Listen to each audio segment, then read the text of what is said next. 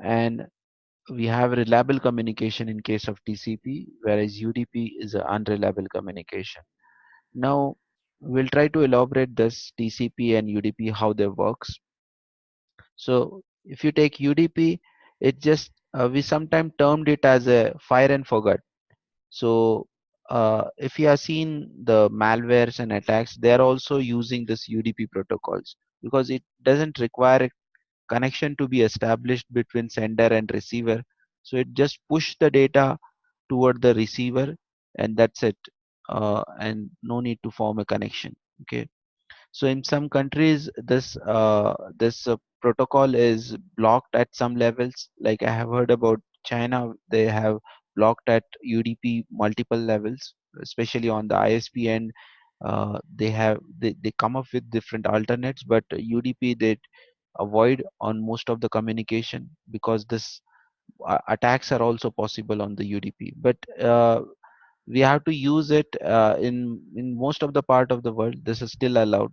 Okay, and TCP is a connection oriented. So this before sending data to the destination, uh, means actual data. Suppose you are accessing a website, so actual web page to be loaded, first three-way handshake has to be done. Okay, take an general example. Suppose we are meeting first time. So first of all, we will introduce ourselves. What's your name? From which location you are, and your professional background. And then other guy will, if you are speaking in a common language, like suppose we are using English, okay, so that's common language. So other guy will also understand what you are speaking, and he will give some gesture on his face like acknowledgement that we can consider it as acknowledgement, and in response he will introduce himself to you, that what his name is and what profession he is in his and from which location, means like that we will get some information from that other guy. And we will also give some kind of gesture or means expression on our face, like a smile, so that will be considered as an acknowledgement to the other guy that you are understanding, that other guy is understanding your communication as well, and you are also understanding his communication as well. So it's like a three-way handshake. And then afterward, suppose we are going to do a business with him, or suppose we are going to deliver a lecture. So after that we will start our discussion, and then the actual communication will happen. But before that we will have a three-way handshake.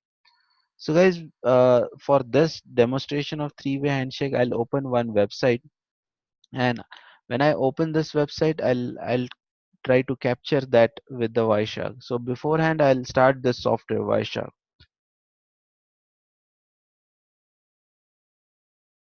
Guys, tell me how many of you have used this software. I hope most of you have used this software.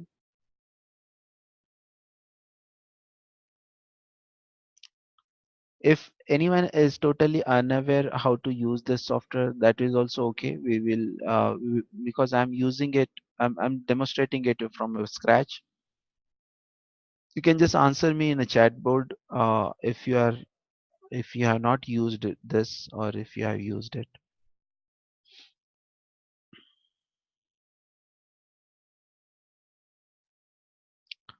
Guys, oh, this section we have to take care, like what exact interface card we are going to capture traffic on. Okay, so I have a different LAN card here. Okay, amongst this LAN cards, the one which I am going to use here is the wireless LAN card, because I'm connected right now. I'm connected with the wireless connection. Okay, this any SSID is there. So a wireless connection I'm using here, right? So traffic is also flowing on that. If you take few other virtual LAN cards are there, suppose wired LAN card is also there, that no traffic is on that LAN card because I'm not using that one. But this wireless LAN card I'm using right now. So I'll take this one, okay, and I'll start a capture. So this start capturing packet, if just hover the mouse over this button, you will get a option like start capturing packets. Okay, and I'll click on this. Okay, so some traffic is going to and fro from this machine. Okay,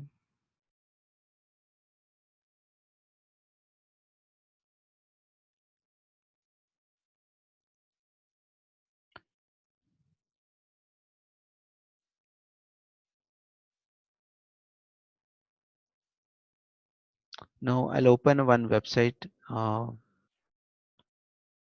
Suppose router alley. Okay, okay.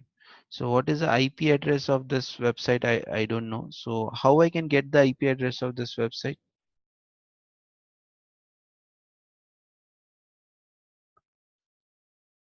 Guys, what trick we can use to get the IP address of this We can ping to that website. website host name or the website Yeah. name?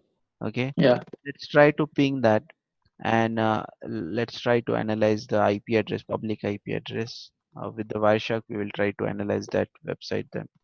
Ping www dot router alley.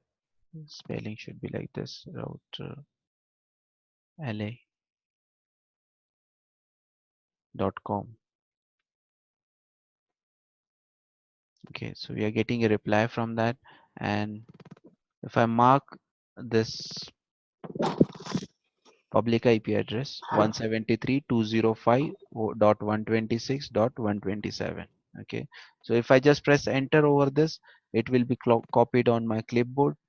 Then I'll go to this capture, and this is like a tons of traffic going to and fro. So I will not be able to figure out that three-way handshake in this communication. So better I'll do a filter for this Wireshark. So IP space IP dot addr. Okay, so here we have this filter, but I'll change this filter with the IP address which I copied from that command prompt. You can see here this synac. This is not in sync actually where it should be. Let me follow this TCP stream. So to follow a TCP stream, we have one option here: follow TCP streams. Okay, so now you can see this three-way handshake has been done here. Synac. It has been reset. Let me refresh this website.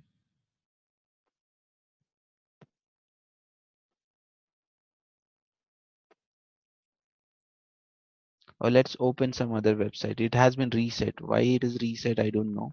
Let's let's check for some other website like packetlife.net. This is also one of the good website. So meanwhile, I'm displaying you this websites.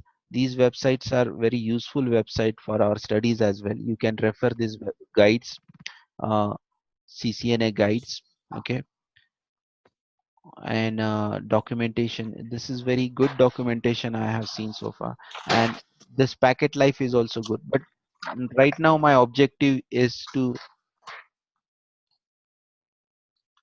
Shrijesh, please mute yourself. Or let me mute. Okay. So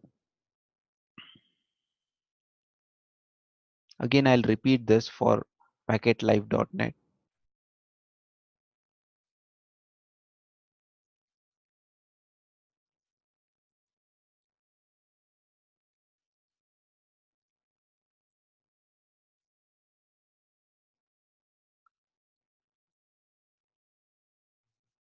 I'll stop this capture now. Again, I'll put the filter IP address, and instead of this address, I'll take the another one for the packetlife.net. Okay. I hope here it is visible. Synac, and ACK. So these three messages are the initial messages. Okay. Uh, in this message, you will see the details like this. Flags we have on TCP. Okay. This is a TCP communication, and we have flags in this. Okay. So in this flags we have syn flag set. In Synac we have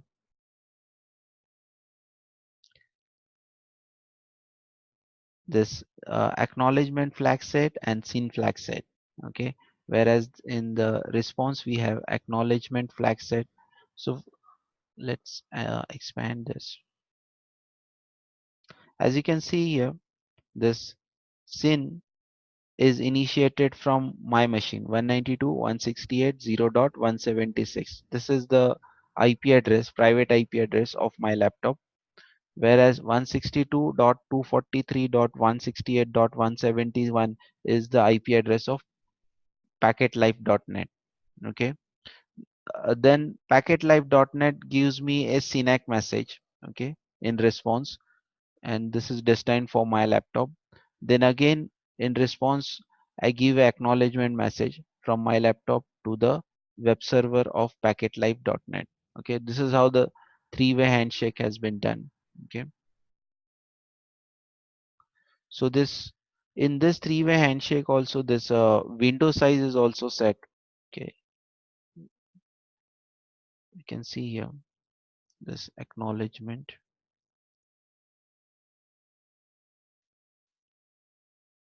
This 4 kilobytes of window size has been set. So whatever is like a means how fast and how slow we can talk with each other. Suppose first time we are meeting, and suppose one guy is speaking very fast, the other guy is speaking very slow.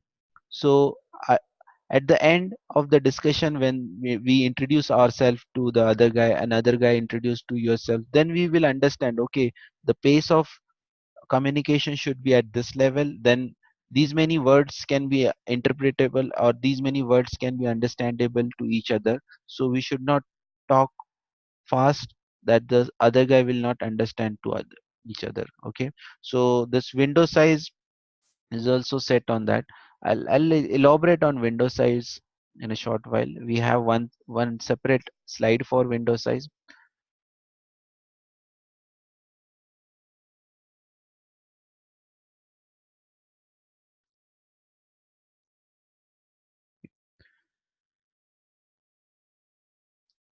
So we have a sequence number and acknowledgement number here. Sequence number 10, so acknowledgement number is 11. You can cross check this thing in our Wireshark capture also. Here we have a sequence number of 1. Let me adjust this.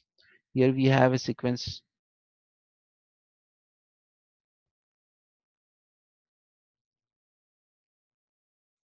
Here we have sequence number 0. Okay, and here we have acknowledgement number 1, and here we have acknowledgement number 1. Okay, afterward, here we again got this acknowledgement number 1. Here we have sequence number 1, and here we have acknowledgement number 442. Okay, because these many bytes has been delivered, segments has been delivered. Reassemble PDO. Now the, you can see here the source port number is there, destination. The point which I want to draw you here is that sequence number, if it is 10, you will get an acknowledgement number 11. What does it mean? That receiver has got sequence number 10 perfectly delivered, no problem at the receiver end. That's why the receiver is asking for acknowledgement number 11, means it is asking for the next packet, next segment to be delivered. Okay, so the next segment is delivered as sequence number 11, and then the server or the receiver will send an acknowledgement number 12. So this is how it is related to each other, sequence number and acknowledgement number. Always you will get an acknowledgement number one more than the sequence number which we have received correctly. It means we are ready for the next sequence number for that. I hope this point is clear. And the source sequence number and receiver sequence numbers may not be in sync. Okay, here we have sequence number 10 is the initial one, whereas sequence number 5 here as the initial one. That Samir, could be possible. Samir, in second one, Yes, first Vijay. we'll send a sync message, and second sync acknowledgement, right? Hmm. Whenever we deliver, means like I'm a client, so I'll send a segment with sequence number set, okay, at the 10. So the receiver, the server end will send a segment with some other sequence number, but the acknowledgement number 11 I expect from the server. Okay. But in your picture, around four communication is there, right? Four communication means this messages going to and fro, right? Yes. Okay. So initially we don't have acknowledgement at this end, Uh, because we don't have acknowledgement here we don't have any acknowledgement at this stage. no, no. The communication is a three-way handshake. Okay, initial communication you are talking about, three Yes, way. yes. Okay, so in that we are not actually delivering the data. We are not actually delivering the data. Delivery start later on when we have three-way handshake completed. Okay. Okay, Uh, that I said that already told you that uh, once we have known to each other, like what amount of data we can expect from each other, and when we understood each other, then we will start delivering data to each other. mhm. Okay. Okay, This is delivering picture, right? this Data is del data delivering communication. yeah, this is the next phase after three-way handshake. So Okay. first Okay. communication get established, and then data transfer start. Okay. Mm. Next, there is one more concept of TCP, or the transport layer, that congestion control. So, like sender when send the data, that should not overwhelm the receiver, and when receiver act as a sender, that also should not overwhelm the this end receiver. Means they should not overwhelm each other. So, if I give an example, suppose we have a supplier and consumer concept. So suppose supplier is sending one truck to the consumer company, and consumer company accept it and send the confirmation that we received it, no problem, you can send a second truck. Okay, so the supplier send a third truck and second and third truck, both trucks simultaneously, to to send the delivery. Okay, so consumer will send a acknowledgement number 4. Acknowledgement number 4 means I'm okay with these two trucks. Okay, now you can send me a fourth truck. Okay, so supplier is trying to experiment with this. Now it will try to double the number of trucks here. 4, 5, expected one is 4, so it will send 4, 5, 6 and 7. This time the consumer got overwhelmed, and it send a acknowledgement number 7. What does it mean? That send a truck 7, okay, again, because I am okay with the 5 up to 6. I'm okay, 5, 6 and 4 I'm okay with, but if you send 7, that's been dropped now, so you have to send the truck 7 again, so I can accept it. Okay, so the supplier understood that, okay, only three trucks is allowed to be sent at a time, so that the receiver will not be overwhelmed. So only this is like a sliding window, and this window size is set on three segment at a time now. So this will be adjusted on three segments, and we are getting a correct acknowledgement number now. Means uh, 7, 8 and 9 is accepted perfectly. It is waiting for acknowledgement waiting for the segments 10, and 10, 11 and 12. These three segments will be delivered next time. Okay, so this is how the windowing will be adjusted, and that's been communicated in initial three packets only, that sin, sinac and ack. There only this got communicated, that what amount of data we can expect from each other. Okay, and After receiving means one segment receiving, so one acknowledgements. If you get a sequence 2, so sequence 2 acknowledgement and sequence 3 acknowledgement not needed, you can directly send acknowledgement number 4. If 5, 6 and 4 is okay, we can send directly acknowledgement number 7. If 7, 8, 9, 7, 8, 7, 8, 9 is okay, then we can send acknowledgement number 10. Okay, individually one word, one segment acknowledgement not needed to be given. Like suppose we are talking to with each other, and for every word of yours I'm not going to give some kind of expression, but after understanding whole sentence or whole discussion, I can I can give expression like I understood this, and I'm okay with this discussion, so that could be possible. So that's how the computer sender and receiver is also going to treat this window size with the help of this TCP windowing concept. I hope this point is clear for you guys.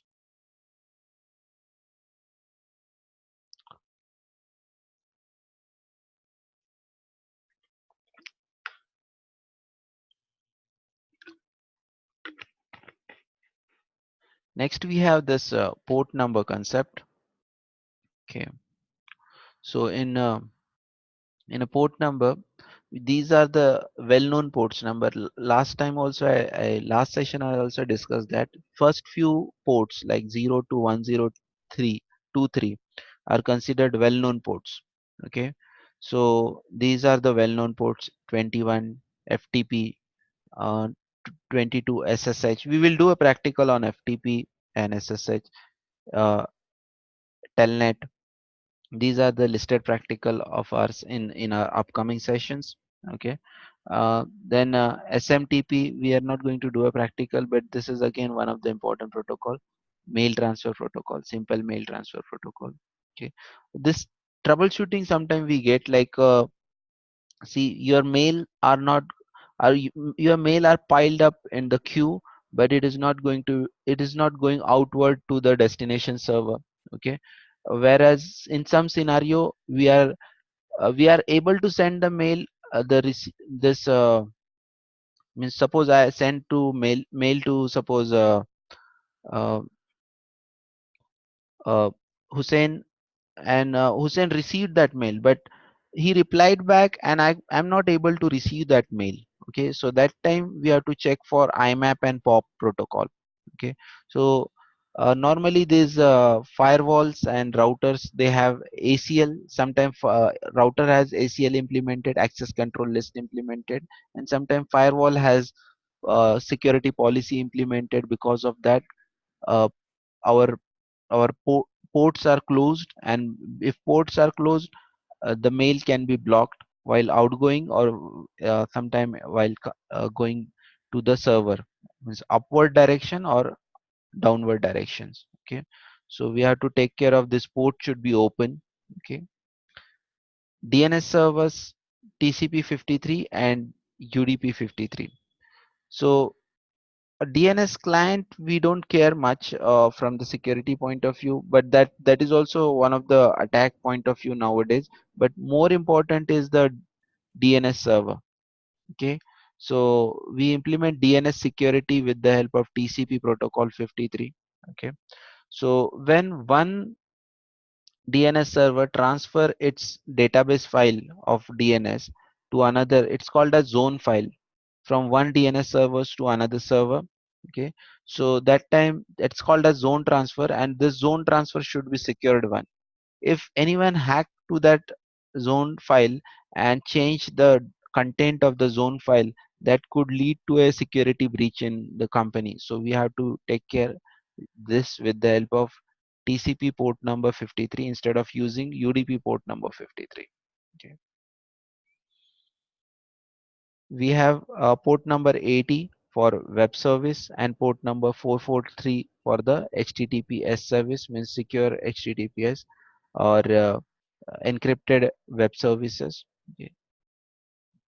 So certificate is associated with this. You can see this web, this is trusted by some trust certificate authority. It's called as certificate authority CS servers. Okay, and POP3 is for mail downloading, and SMT is for mail uploading. Okay. DNS client we already discussed about it, and TFTP is the another one we used, another one protocol we use for router backup or switches backup or firewall backup configuration. We can take a backup on this TFTP server. We will do a practical on TFTP in the upcoming session.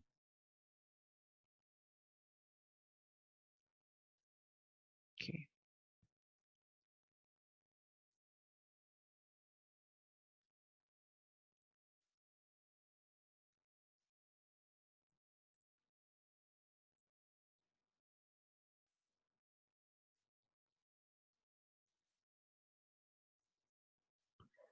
No problem, Alfred. I'll do it for you. No problem. By the end of session, I'll upload it. No problem. On Monday we'll meet.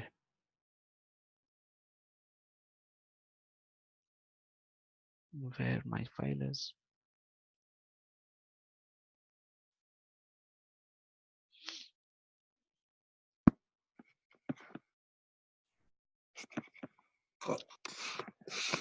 Next, we have a discussion on this. I hope this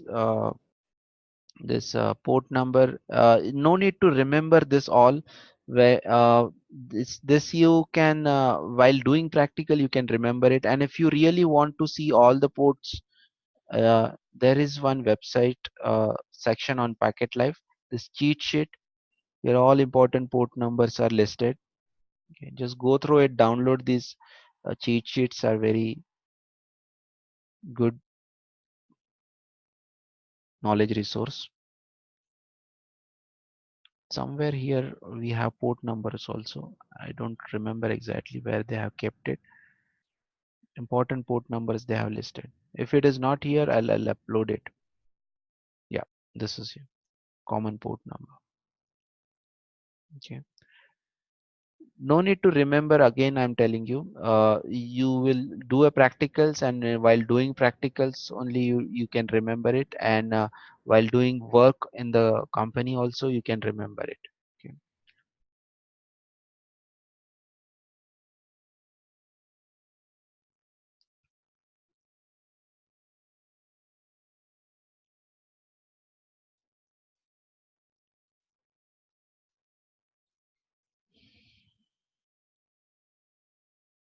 Guys, next we have on discussion is MAC address. So if I want to see the MAC address of my machine, how I can see the MAC address? Any command that will be helpful for us for this MAC address? Get Mac. Get MAC is the one, but this will give us lots of range of MAC addresses, and sometimes it's not interpretable well. Better is there is one more simple command. Get MAC is sure, yeah.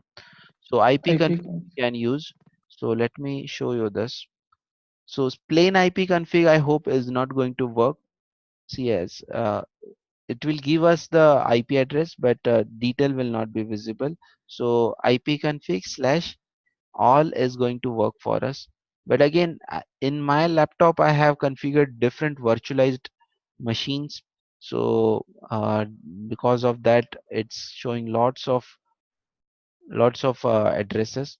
But we have to look at the one which we are interested in. So Broadcom 802.11n is my wireless LAN card. So 9439E504EE1C. This is the format in Microsoft.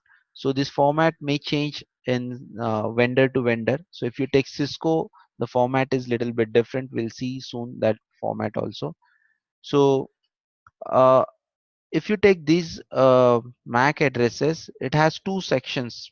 Okay, so one section is OUI, organizational unique identifier, whereas this another section is vendor assigned. Okay, and Wireshark also this got can see here. So B0E4E26, this is given for TP link So my wireless router is this one, B04E26. Okay, and this one is given for TP-Link company. So this is a small wireless router, and that manufacturer of this wireless router is TP-Link.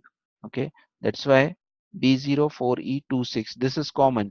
So most of the TP-Link's router will have this B04E26 as their OUI. OUI means what? Organizational unique identifier. So TP-Link has to purchase this from their this has to be purchased from the INA. So one central body is there who controls this. Okay, and this Hon high precision is given to this means Broadcom. So this particular means my LAN card is Broadcom. So why sharp? Okay. So this 9439E5 is the same one. Let me cross check. Yeah, 9439E5. So Broadcom may be the manufacturer, but the chipset from where it has been manufactured may be some other company. I guess this is some Chinese companies. So the point which I want to raise here, this particular 24 bits is common for all the LAN card manufacturer from that chipset manufacturer. Suppose Realtek is the one major company, so all first 24 bits will be same or 6 hex characters will be same. So suppose this belongs to Realtek, so 0019D1. This will be common, but the first LAN card from them will be 000001. Second LAN card will be 0019D1, 000002, 03, 04, and so on, like 09, then 1, then after that 0A, 0B, 0C, like this. So it keeps on incrementing. So this part is the vendor assigned part, and this part is the organizational unique identifier.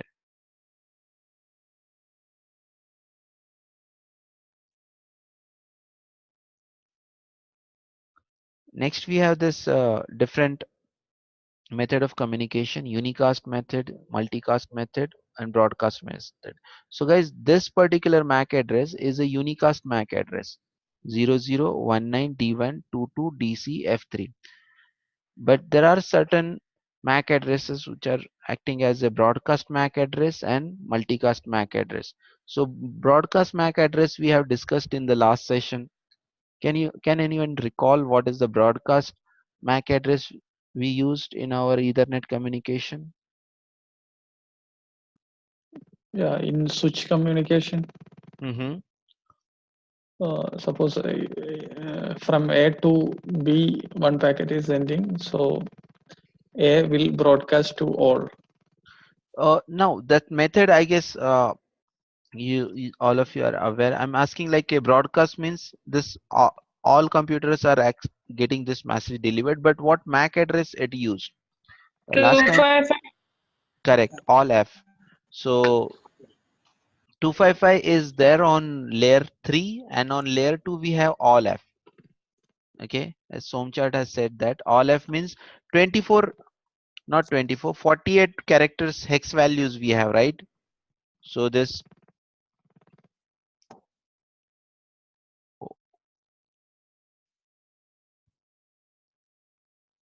all hex character will be F. Okay, so that is for broadcast. And guys, what about multicast address? How the switch will understand this particular MAC address is for multicast, and how multicast has to be treated? See, multicast means what? This computer and suppose this computer are part of a group. Okay, multicast group, and suppose we are sending a message from this computer, so it has to be delivered to this computer and this computer. Okay, but this computer is not going to process it because this is not a part of that multicast group. So how switch is going to treat with the multicast address, and how switch will understand this particular packet is destined for multicast communication? You understood my question, no?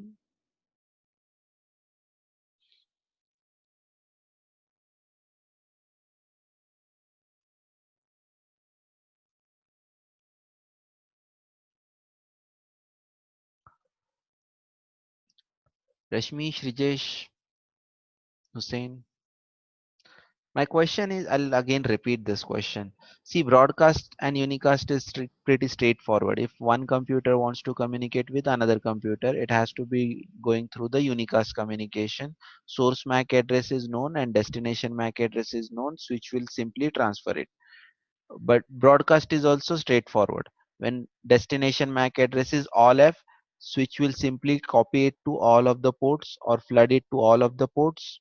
Suppose data is coming from this port, it will just copy it to rest of the all three ports. That's it. What about multicast? How switch is going to treat multicast and how it will recognize this communication is a multicast communication?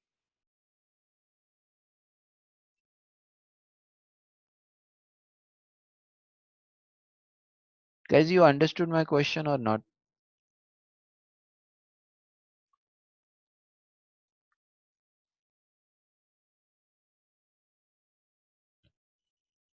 Okay, switch is going to send it to all ports. That's absolutely correct.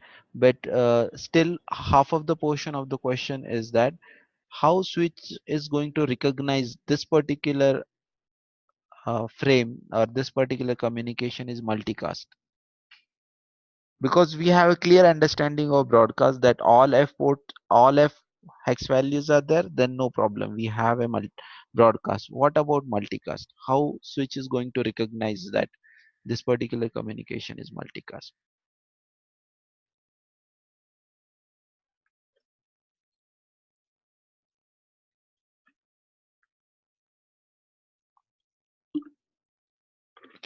Uh, yeah, there is a specific pattern for the multicast MAC address.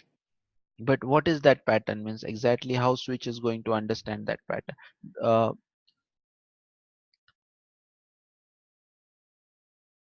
what pattern we have for the multicast MAC address?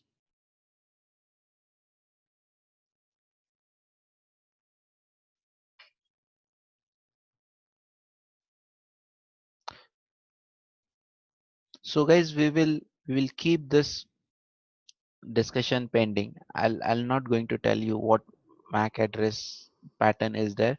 In the Monday session, I'll explain you how switch is going to treat this multicast MAC address. Okay.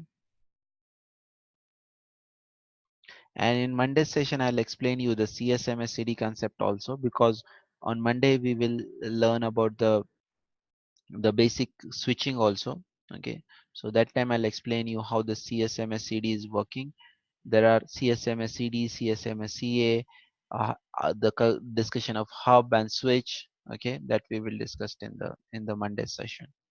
Ethernet, simple protocol means like a Ethernet standards. These are the different standards we have: 10 Mbps, 100 Mbps, 1000 Mbps. Okay, so 10 Mbps we have. These are like a formal name: 10 base T, 100 base T, and 1000 base LX.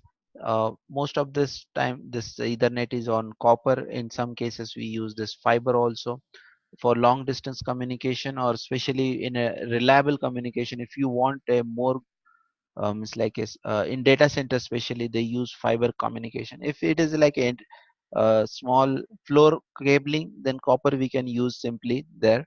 But for data center cabling, we require fiber optic connection where servers are mostly connected. Okay, so these are the different IEEE name for that. Okay, and what is the difference? What this base stands for? In a informal name, they have written it as a 10 bestie. So 10 means it's pretty simple to understand. 10 means this speed, 10 Mbps. 100 means 100 Mbps. 1000 means 1000 Mbps. So 1000 base LX. So this T stands for twisted pair. LX is for long distance communication fiber optic cable. Okay, we have SX also there, but most of the time you'll see this T here, but that is for copper twisted pair. But what about this base? What does base means here?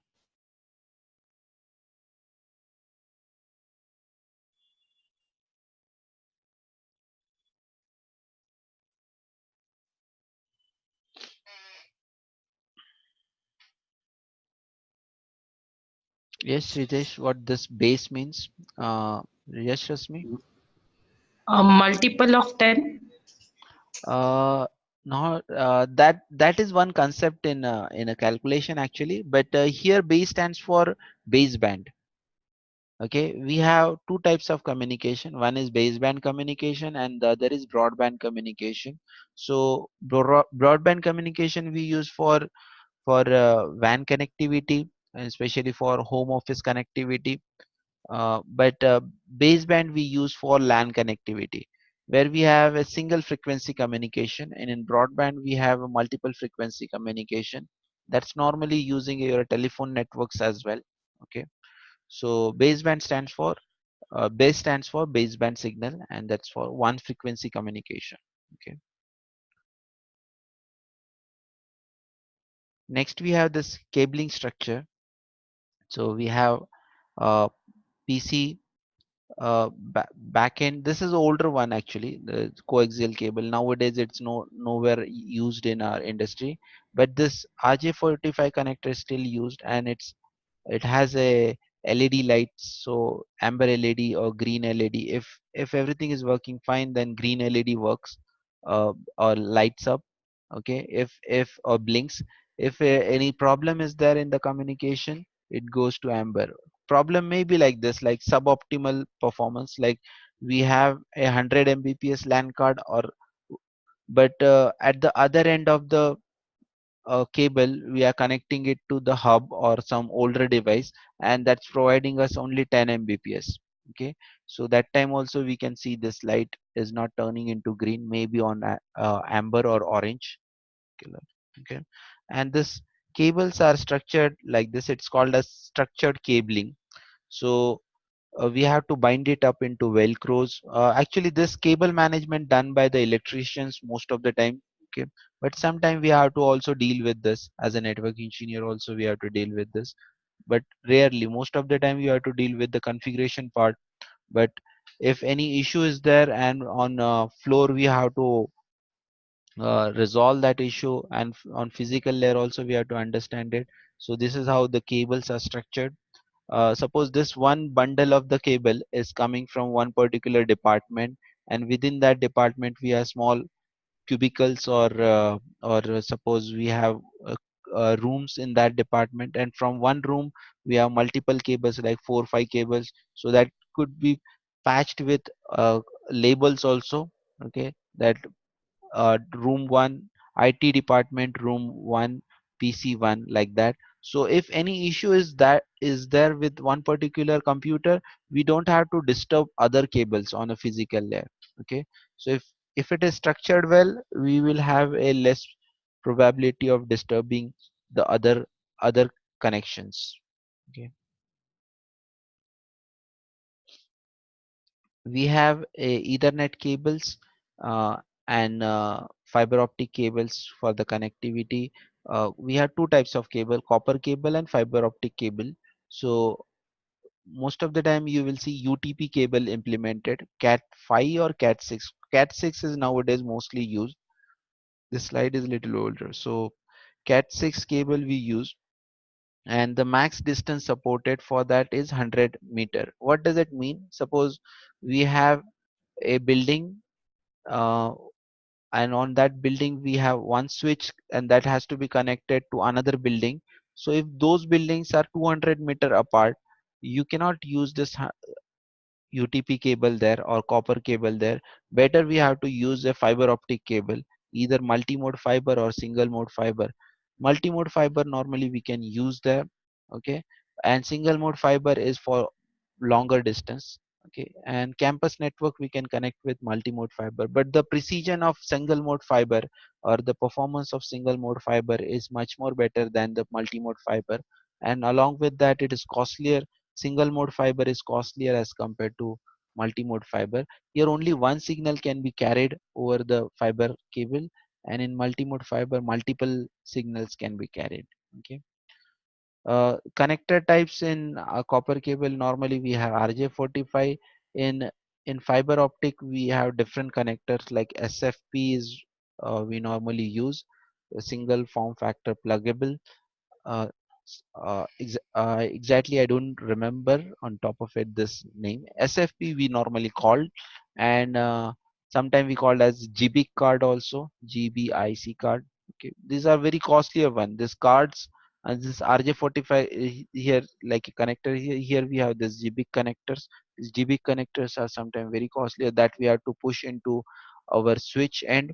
So normally we use it for the uplinks connection. This is for a normal connection, means PCs and servers are connected with the copper cable, whereas one switch will be connected to another switch like access layer switch to the main distribution or core switch or main switch with the help of this fiber optic connector, where we can get a high speed connectivity. And we have a tool called as crimping tool. If manually by hand if you want to make cable, we have to use this crimping tool. Okay, in this crimping tool we can crimp the cable according to the color code. So color code standard, I'll explain you how it we can take this. So we have straight cable and cross cable. So most of the time we have to use straight cable. In certain situation we have to use cross cable. In certain situation means, see if the devices are similar like two switches we have to connect, we can we will use cross cable there. But uh, latest switches are also supporting straight cable also. There is a circuit called as auto MDIX that supports the straight cable between two similar devices as well. Okay, but as a general rule we have to take like a same devices cross cable and different devices straight cable. So switch and PC is a different device, so we'll use straight cable. Okay, so how this cables are structured, let me tell you about this with the I have one diagram ready for this. Let me show you that diagram.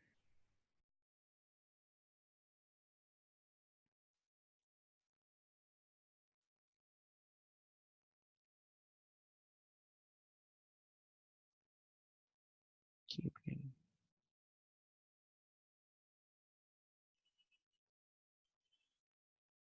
As you can see here in a cable, so suppose we have one PC connected to a switch. So pinouts of this is like 1, 2, 3, and 6. These are the important one. So receiver, receiver, transmitter, transmitter, receiver plus, receiver minus, transmitter plus, and transmitter minus. At the other end, we will have different pinouts, transmitter, transmitter, and receiver, receiver. So your receivers are connecting with the transmitter and your transmitters are connecting with the receiver. So if you use a straight cable, no problem. We can use a straight cable between connectivity of the switch and PC. That will be absolutely okay. But if you connect one switch with the another switch where T plus T minus, and here also we have T plus T minus, on 3 and 6 also we have R plus R minus, and here also we have R plus R minus. If you use straight cable, means you are connecting transmitter to transmitter and receiver to receiver. That is not going to help us. So what we have to do in that case, we have to connect this transmitter to receiver. Okay, and this transmitter minus to receiver minus. So first try to understand this straight cable color code: white orange, orange, and white green, and green. These two cable pair are important. You can consider like orange pair and a green pair. Okay, these two pairs are important, whereas blue and white brown brown we don't use for data communication. Okay, so even if you keep it disconnected, still you are going to, your communication is going to be successful. Okay, uh, there is one special purpose, only that time we use this cables. Okay, but normal communication we just use 1, 2, 3, and 6. So white orange orange will be here also, white orange orange, and white green and green. that's on pin number 3 and pin number 6. Let me use pen here.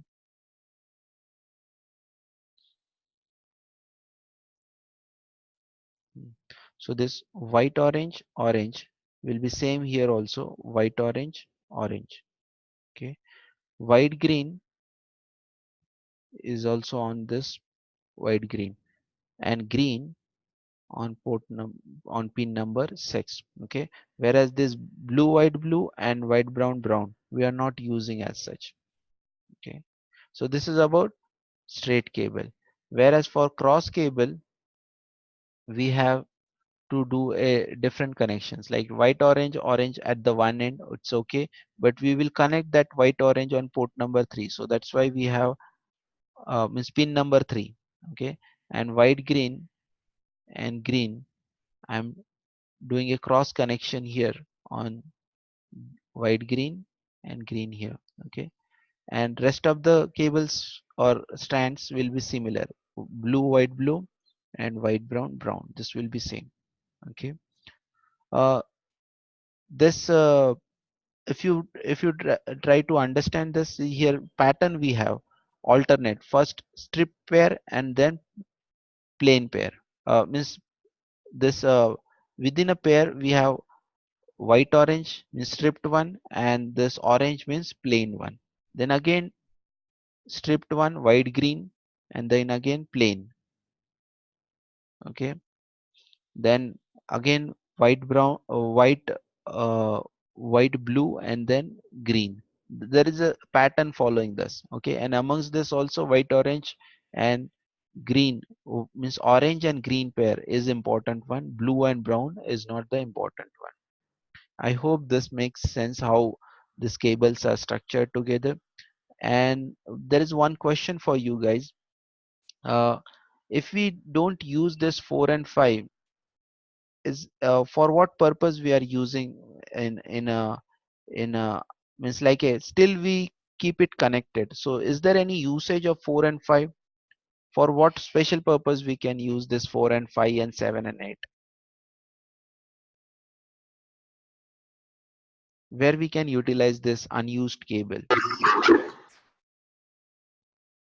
Hello, Telephone communication. Shrijesh, your voice is unclear.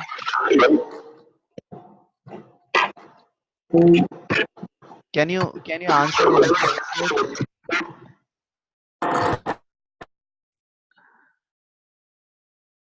Your voice is not clear, so can you answer in a chat board? I'm not able to recognize what you are saying.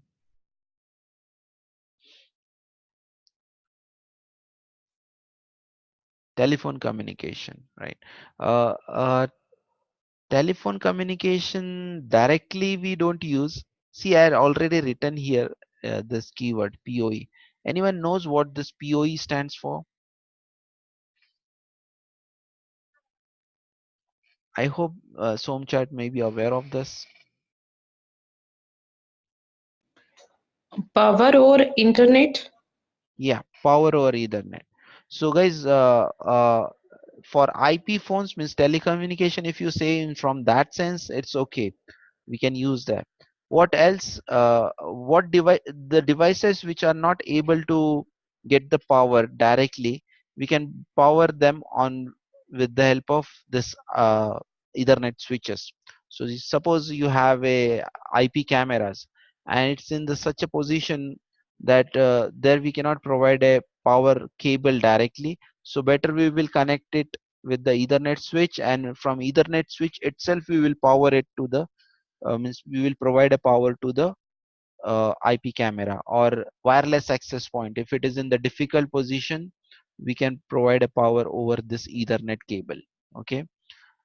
Nowadays, this IoT concept we have discussed about. So in IoT also, even means LED lights can also be powered up with the help of this PoE concept. So it depends on the switch also how much power it has, means SMPS supply power supply it has, and accordingly it can power up to the individual devices. And furthermore, this power should be specific, means like a the milliwatt power or whatever power is there, that specific power only has to be delivered. If more power is given, that device may get damaged.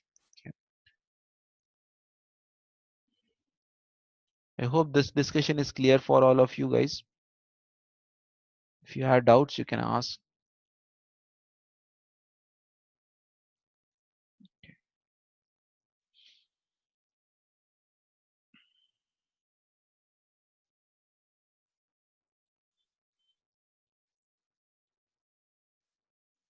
Clear all these writings.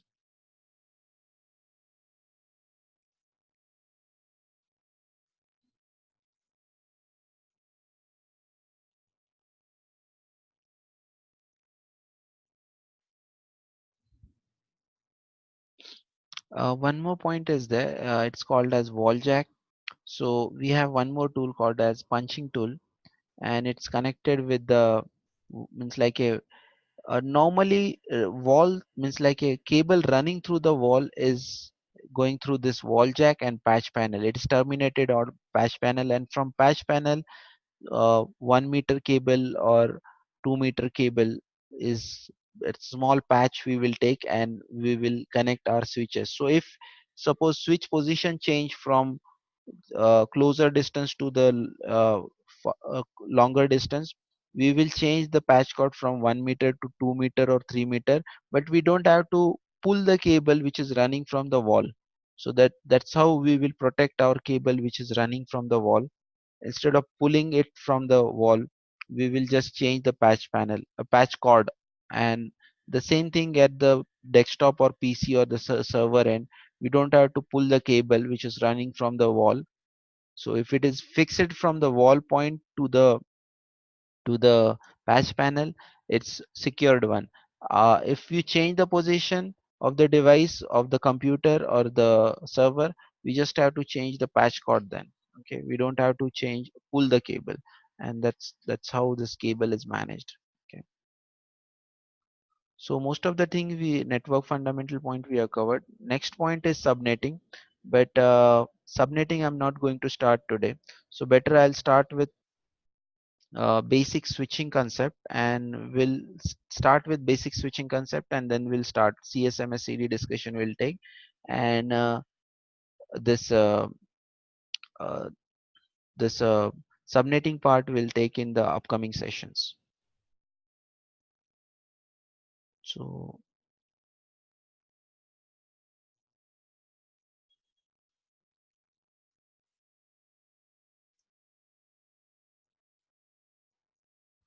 for CSMS CD means for understanding of the basic switching, we have to compare it with the hub and switches. So I have one separate slide for that. Let me show you that.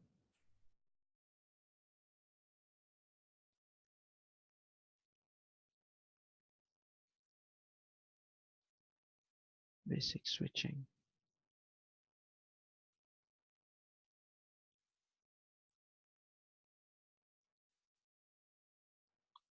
So guys, we will take one small scenario here.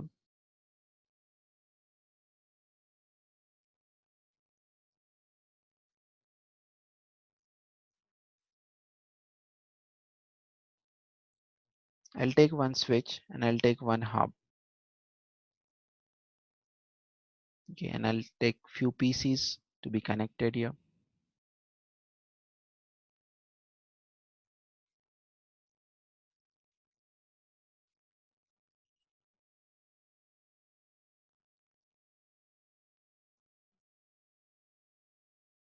Let's connect them together.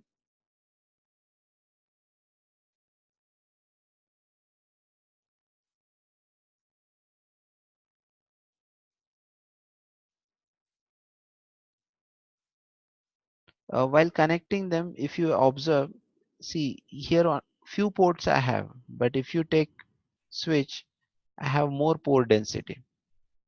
So this is a less important point, but that is also noteworthy. Here we have large number of ports, whereas on In case of hub, we have small number of ports. And there is a reason for that. We will try to understand that. And furthermore, this ports won't come up immediately. Here it immediately turns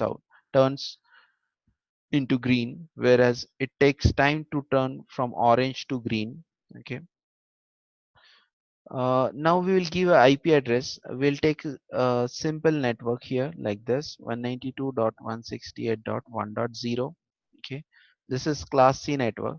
So PC7, I'll give a IP address like this.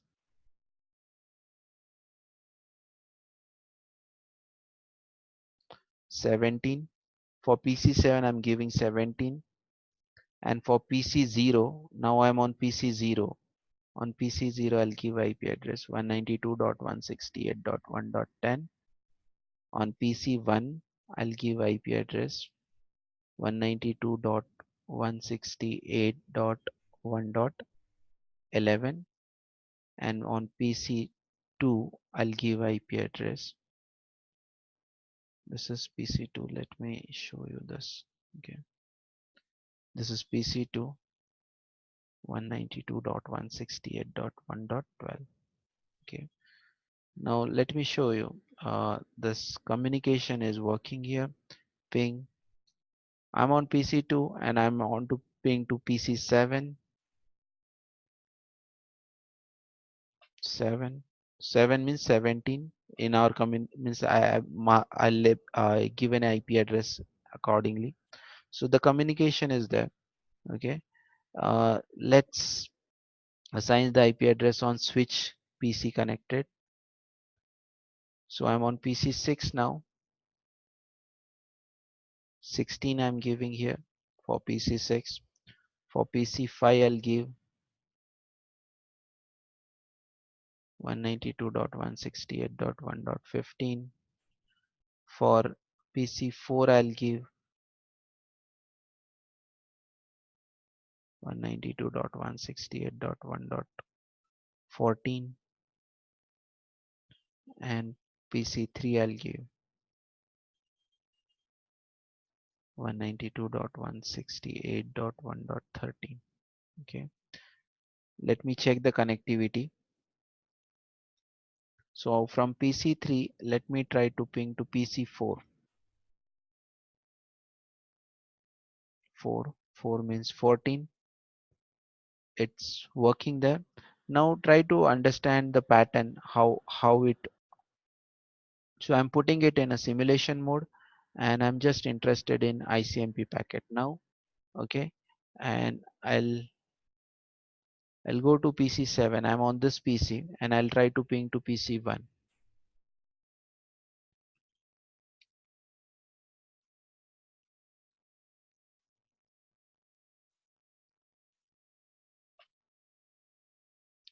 If I do an capture and forward,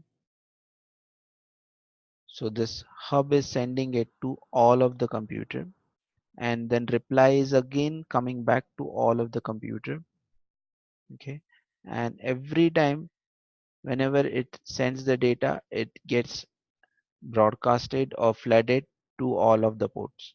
Okay, now try to analyze the same behavior on the switch end. Now PC6 is connected here on the switch end. Okay, let me go to command prompt and let's try to ping to 192.168.1.13 now. So this PC. Okay, so this is real time. Actually we have to be there in the simulation mode. So let's do it on 14, and we will first take this into simulation mode and then we will run the command. After running this command, you see we'll do capture forward. So exact communication is happening on the one-to-one ports. Okay, now we will try to understand this behavior with the concept called as CSMS CD. Okay, guys, you understood the behavioral difference between hub and switch. So this CSMS CD technology is used in case of in case of uh, hub. Okay, let me open this page for you.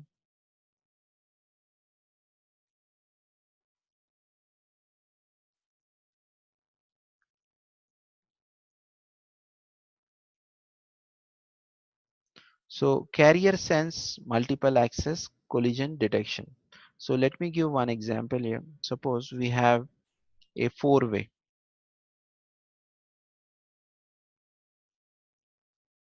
and consider it as a countryside four-way or village side four-way. Okay, so as such there is no uh, traffic signaling system on this four-way. Okay, and there is no much traffic as well. So when you try to cross this four-way, so suppose you are in a vehicle and you want to cross this four-way, you will be cautious, right? You will look left, right, and front. If no traffic is there, then you will send the data. Not data in this case, like you will cross this four-way, right? Uh, but suppose you are on the fast vehicle and you are trying to cross this, and you taken some care, but accidentally means like a coincidentally this accident happened here on the junction. So what will happen? The other guys will help you, try to help you, and this means whoever has met with the accident, they will try to bring them outside of the road. Okay, and then slowly whoever can help them will help them, and rest of the people slowly will leave this place. Same thing happen in case of CSMS CD technology also. So suppose we have this four PCs connected there. Okay, suppose this PC 1 wants to send data to PC 7. So it will first check, is there any signal on the carrier? Okay, carrier sense. Okay, multiple access means what? All have equal access, all PCs have equal access. In the four way, if you take the example of four way, you have access to rights, access to your access rights to this road. Okay, you are a citizen of this country. So but other are also having equal access. Okay, you are not the special one. When like you will cross the road, other will be not allowed to cross the road. This is not the case. Actually, they are also allowed to cross the road. The only thing, you and they, means the other party also has to take care that they should not meet with any accident. Okay, that your responsibility, or the other party's responsibility. Okay, so carrier sense multiple access, and means like it will first sense the signal. If is there any signal on the network? Okay, it will check, simply check the threshold value. Actually on the voltage it checks. If there is no voltage on the this hub, then it will send the signal. Actually this hub is not a big technology. It's, if I draw it simply, it's like a cable connected here, this cable connected here, and this cable is connected here. Okay, so simultaneously if two PCs send the data, that signal will die out. But if PC1 send data, it will be replicated to PC2, PC0, and PC7, and ultimately it will reach here. Okay, then this PC can respond back. At the same time, PC2 and PC0, or even PC1 should not reply at the same time. Okay, so only PC7 can reply at that time, and it will reach to the PC7. Along with the copy is also given to PC2 and PC0 also, because this is just a plain crude wiring connections only. Okay, it's not a sophisticated circuitry.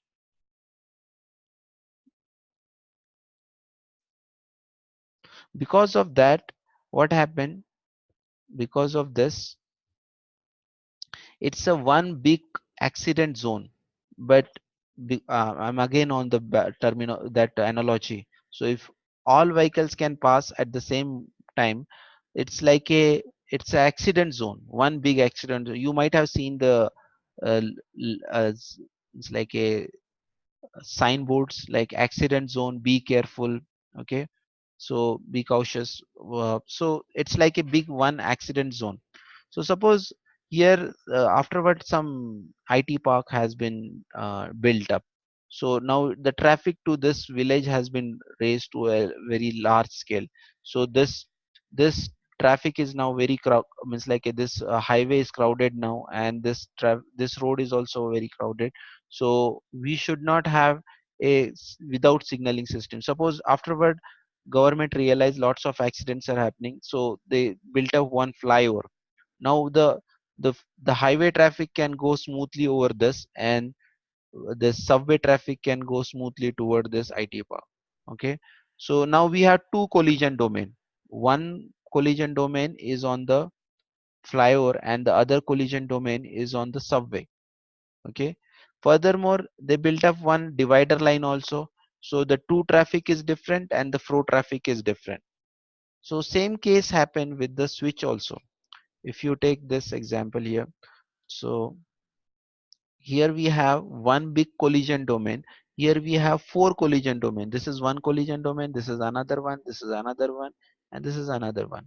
Okay, furthermore this two traffic is different and flow traffic is different. So it's not the half duplex communication, it is a full duplex communication in case of switch, whereas in case of hub we have half duplex communication. Half duplex communication means what? Suppose classroom is going on and I'm delivering the lecture, so at the same moment you cannot talk or you cannot ask, I'll give you chance to answer, or I'll give a chance to question and then I'll answer on that.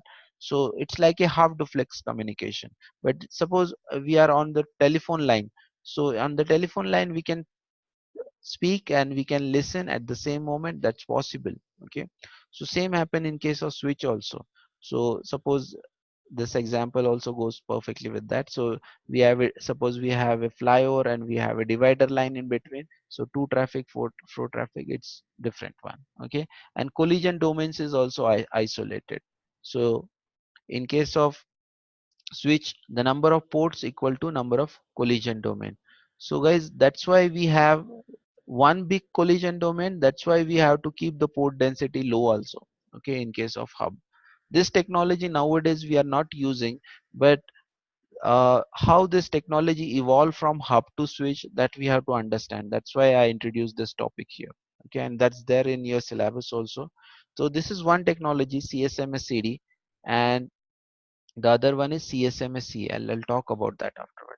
So here, if you have a 100 Mbps line, means like a bandwidth is 100 Mbps. This cable is Cat5 cable, LAN card is 100 Mbps. Still, you will not get the full speed. Reason, this old device is not going to give 100 Mbps connection to. At a time, only one device can speak. So this bandwidth is going to be divided into uh, multiple number of pieces, so it's like a shared bandwidth. Here we are getting a dedicated bandwidth. Furthermore, to traffic and flow traffic both are different. Okay, so we are getting a 200 mbps of throughput. Bandwidth is 100 mbps, but the throughput or actual speed we can get it 200 mbps. Okay, so these are the benefit of implementing switches. The one important benefit is collision domain, and the other is bandwidth is utilized properly here. Okay, and this collision problems is avoided largely on this switch end. Okay, I hope this clarifies the difference between hub and switch. We'll talk about broadcast domain in a short while. Is there any doubt on this? I hope this is clear for you. It's simple point to understand. This technology we use in case of suppose like a road is there, so we can use this kind of technology. But suppose railway tracks are there, so in case of railway track we cannot use a collision detection technology. If collision happen, we will take that railway outside and then other railway will pass. It's not that case. We have to avoid collision in that case. So carrier sense multiple access collision avoidance. Same is the case with the wireless communication. In wireless communication, we use CSMS CA technology instead of CSMS CD technology, because in wireless we cannot identify where the collision is happening. Okay, it's a communication is going through the air, so we cannot identify where exactly the collision is happening. So that time we use collision avoidance, CSMA CA technology. So there are terms called as RTS, CTS, clear to send signal, ready to send signals.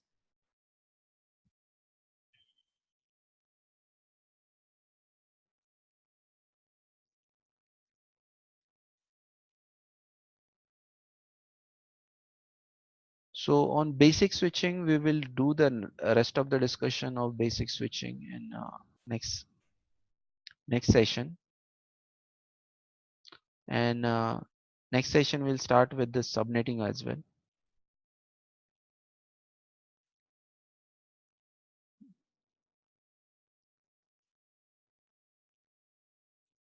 Basic switching.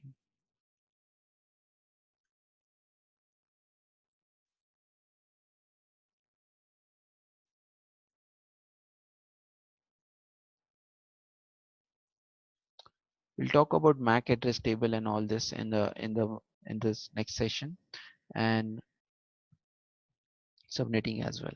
Okay.